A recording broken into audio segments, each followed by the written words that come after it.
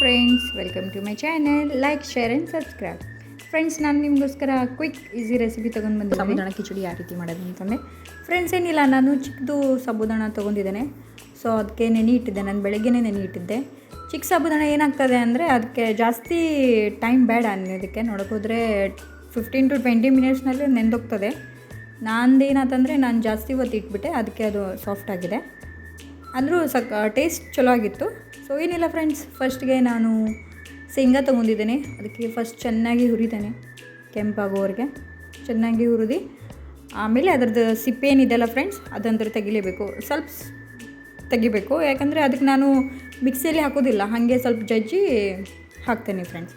So ಚೆನ್ನಾಗಿ ನಾವು ಶೇಂಗಾ ಹುರ್ಕೋಬೇಕು. ನಾನು ಚಾಲೂ ಮಾಡಿ ಇಟ್ಟು ಹೋಗಿದ್ದೇನೆ. ಅಲ್ಲೇ ನಾನು ಸೈಡಲ್ಲಿ ಕೂಡ ಎಲ್ಲ ಹೆಚ್ತಾ ಇದ್ದೆ, ಏನೇನು ಬೇಕದು.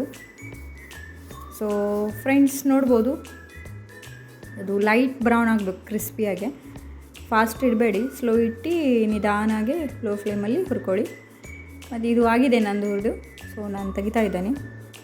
ಸೊ ಏನು ಮಾಡೋಣ ಫ್ರೆಂಡ್ಸ್ ಅಂದರೆ, ಈಗ ಒಗ್ಗರಣೆಗೆ ರೆಡಿ ಮಾಡೋಣ. ಏನಿಲ್ಲ ಫ್ರೆಂಡ್ಸ್, ಎಣ್ಣೆ ಹಾಕ್ಕೊಳ್ಳಿ.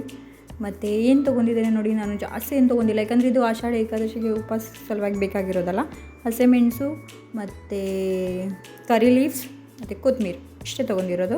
ಮತ್ತು ಎಣ್ಣೆ ಹಾಕಿ ಜೀರಿಗೆ ಹಾಕ್ತಾಯಿದ್ದೇನೆ. ಮತ್ತು ಫ್ರೆಂಡ್ಸ್, ಅದು ಏನು ನಾನು ಹೆಚ್ಚಿಟ್ಟಿರೋಂಥದ್ದು ಹಸಿಮೆಣಸಿನ್ಕಾಯಿ ಇದೆಯಲ್ಲ, ಅದು ಕೂಡ ನಾನು ಹಾಕ್ತೇನೆ.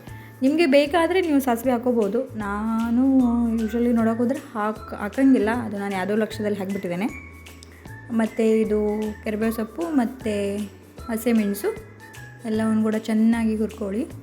ಇದು ಹುರಿದ ನಂತರ ಸಾಬುದಾಣ ನೆನೆ ಇಟ್ಟಿತ್ತಲ್ಲ, ಅದ್ರ ನೀರು ಕೂಡ ನಾನು ತೆಗ್ದಿದ್ದೇನೆ ಫ್ರೆಂಡ್ಸ್. ಯಾಕಂದರೆ ನೀವು ನೀರು ತೆಗಿಲೇಬೇಕು, ಇಲ್ಲಾಂದರೆ ಅದು ನೀರು ಆಗ್ತದೆ. ಓಕೆ. ಸೊ ಸಾಬುದಾಣ ನಾನು ಚೆನ್ನಾಗಿ ಹುರಿದಿದ್ದೇನೆ. ಆಮೇಲೆ ಇದು ನನ್ನ ಹತ್ರ ಉಪ್ಪಾಸ್ ಸಾಲ್ಟ್ ಸಿಗ್ತದಲ್ಲ, ಉಪ್ಪು ಏನಂತಾರೆ ಅದಕ್ಕೆ, ಸೆಂದಾ ನಮಕ್. ಎಸ್, ಸೆಂದಾ ನಮಕ್ ನನ್ನ ಹತ್ರ ಇತ್ತು ಪೌಡರ್. ಸೊ ನಾನು ಅದೇ ಹಾಕಿದ್ದೇನೆ. ಮತ್ತು ಅದು ಸೆಂದಾ ನಮಕ್ ಹಾಕಿ ಚೆನ್ನಾಗಿ ಮಿಕ್ಸ್ ಮಾಡಿ. ಏನಿಲ್ಲ ಫ್ರೆಂಡ್ಸ್, ಆಯಿತು, ರೆಡಿ. ಇದು ಈಗ ತಿನ್ನೋದಕ್ಕೆ.